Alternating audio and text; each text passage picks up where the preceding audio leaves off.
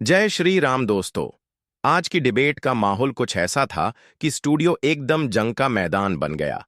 एक तरफ सुधांशु त्रिवेदी और देवकीनंदन ठाकुर जी महाराज और दूसरी तरफ मुस्लिम स्कॉलर आमने सामने आ गए। असली मजा तो अंत में है जब देवकीनंदन और मुस्लिम स्कॉलर के बीच लड़ाई होते होते रह गई। पूरी वीडियो आगे है, चैनल को सब्सक्राइब करना। जब ईद आती है तो ये हमसे सुनना चाहते हैं ईद मुबारक, पर जब दीपावली आती है तब हमसे कोई राम राम करने नहीं आता। अगर बराबरी का मामला चाहते हो आपसे,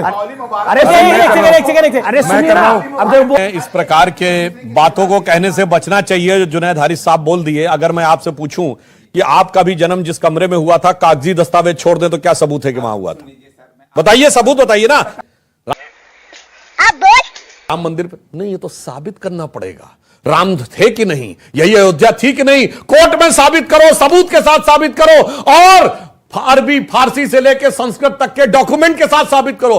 वाह भाई वाह, एक के लिए ये कानून, दूसरे के लिए ये कानून, मजेदार बात जानते क्या है? जो कहते थे कि भगवान राम जहां पे विराजमान है उस आधार पे नहीं माना जाएगा, सबूत, कागज, 500 साल पुराने कागज चाहिए। और वही सीएनआरसी में कहते थे हम जहां विराजमान है मांग लो, कागज नहीं दिखाएंगे।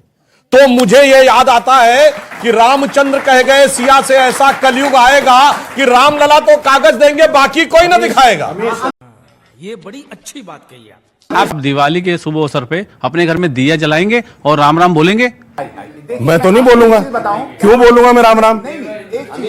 अरे मैं मुसलमान हूं, फिर मुसलमान किस चीज का? मैं आपसे थोड़े कह रहा हूं आप अल्लाह अल्लाह बोलो। कैसी सवाल करते हैं यार आप लोग। मैं एक चीज बताऊं, ये है वो देश, ये है वो देश। देखिए ये पढ़ा रहे हैं आप बच्चों को। आपके प्रश्न का उत्तर हम दे रहे हैं। सुनिए, जो हमारी दीपावली पे दीप न जलाए, जो हमारी दीपावली पे राम राम कह के हमें बधाई न दे, हम उसकी ईद पे मूड मुबारक करने की कोई जरूरत नहीं है। अपने अपने मनाओ, ये देखिए धर्मगुरु, क्या जरूरत है? ये देखिए धर्मगुरु, इन्हें कहते हैं धर्मगुरु। आपने कैसे कहा राम राम नहीं बोलेंगे? आपने कैसे कहा? हम सिखाएंगे, हमारे बच्चे ऐसे धर्मगुरु राम राम सिखाएंगे। आपको शर्म आनी चाहिए, आपको शर्म आनी चाहिए। आप सिखा रहे हैं, आपसे ज्यादा कोई नहीं सिखा रहा है।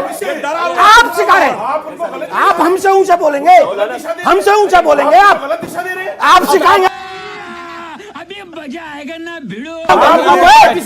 आप सिखाएंगे हमको। धर्मगुरु कहते हैं। आप सुनिए, मैंने क्या कहा आपसे, आप सबने सुना। जो मेरी दीपावली में इन्वॉल्व हो, मुझे उसकी ईद में मुबारक क्या जरूरत है? यही बोला ना मैंने। मैं सिर्फ ये कहता हूं, ये दीपावली का पर्व जानते क्या था? जिस दिन भगवान वापस आए थे। और उस दिन क्या हुआ था? भरत ने थाली में खड़ाऊ रखकर अपने सगे बड़े भाई का स्वागत किया था। ठीक, यह है राम की परंपरा। और एक है बाबरी की परंपरा। औरंगजेब ने सगे बड़े भाई दारा शिकोह का सर काटकर थाली में रख के स्वागत किया था। अब ईद मनाओ चाहे दिवाली, अपने घर में क्या चाहते हो देख लो, राम की परंपरा या बाबर की परंपरा। बात तो सही है। पर एक बात अपने सनातनियों से सबसे कहूंगा, जो आपके और आपके कल्चर की रिस्पेक्ट करे, आप उसकी रिस्पेक्ट कीजिए। और जो आपके और आपके संस्कारों की रिस्पेक्ट न करे, जो आपके धर्मगुरु से कहे इस पे कार्रवाई करो, तो उससे कहो कि उस पे भी कार्रवाई करो। आचार्य जी ने कहा कि वो दूसरे मोड में है, तो मैं मोड चेंज करके बोलता हूं।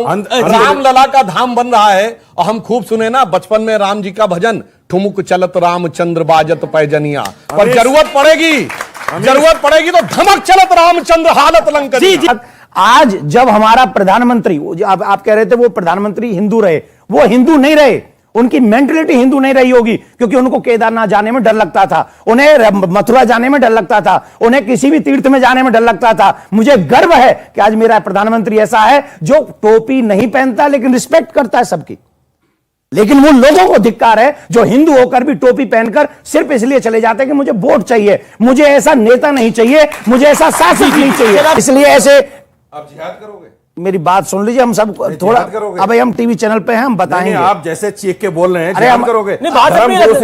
उम्मीद नहीं बात रख रहे हैं आप जैसे। आप मुझे बोलने नहीं दे रहे, आप मुझे, अरे मैं धर्मगुरु ही हूँ। नरमी से बात कीजिए, प्यार से। अच्छा सुनिए, ये मानवता है। अच्छा, तरह मुंह बना के आप बात अहंकार छोड़ दीजिए जनाब। अभी भी नहीं बोलने दे रहे हैं, यही अभी भी नहीं बोलने दे रहे हैं। और यही सनातन है कि हम आराम से अभी भी सुन रहे हैं। अगर हम पाकिस्तान में होते तो टीवी स्टूडियो में क्या होता ये आप सब जानते हैं, ये सब जानते हैं। अगर पाकिस्तान में नहीं केरल में होते तो फादर जोसेफ की तरह हाथ काट दिया गया होता।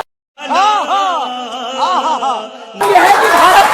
मतलब यह है कि अदालत का आपको विश्वास नहीं है। अच्छा, मुल्क के अंदर अगर इफ्तार को किसी ने रोका है तो वो भी मुस्लिम राष्ट्रपति एपीजे अब्दुल कलाम ने रोका था, किसी और ने नहीं रोका था कि इफ्तार नहीं होगा, इसको राष्ट्रहित में लगाया जाए इस पैसे को। मैं आपको एक चीज बता दूं, मैं खुद कहता हूं कि इस तरह के जो धर्म की चीजें हैं व्यक्तिगत रूप में लोग करें, राष्ट्र का पैसा राष्ट्र के निर्माण के लिए लगना चाहिए, इधर उधर नहीं लगना एक बात चाहिए। बताइए, लेकिन अब सारे इन्होंने एक सेंटेंस बोला कि डॉक्टर कलाम ने बंद किया था, शायद इसीलिए डॉक्टर कलाम के नमाजे जनाजा में कोई सेकुलरिज्म का सूरमा नहीं भाई, गया। कौन नहीं ऐसा गया? मत बताइए, कहिए, कोई सेकुलर कौन नहीं नहीं नेता गया। आप लोगों को पूरा हिंदू धर्मों के मंदिरों से सरकार पैसा लेती है। उत्तर प्रदेश सरकार में बाकायदा धर्मार्थकार विभाग है जो पैसा लेता है, और जो मंदिरों से लिए पैसे से अगर मंदिर में बनता है तो कहते हैं क्यों बनाया जा रहा है। क्यों बनाया और जाएगा? नहीं, सुनिए, कोई नहीं कहता। मगर जो कहता है गलत कहता है। मगर टैक्स पेयर के पैसे से हज सब्सिडी दी जाती थी, नहीं। हज हाउस बनता था तो कोई मैं बता समस्या रहा नहीं, हूं, कब्रिस्तान को 300-300 करोड़ दिए जाते थे तो कोई समस्या नहीं, जबकि आपके इस्लाम के मजहब के हिसाब से तो काफिरों का पैसा था। खत्म, bye bye, tata, goodbye, गया।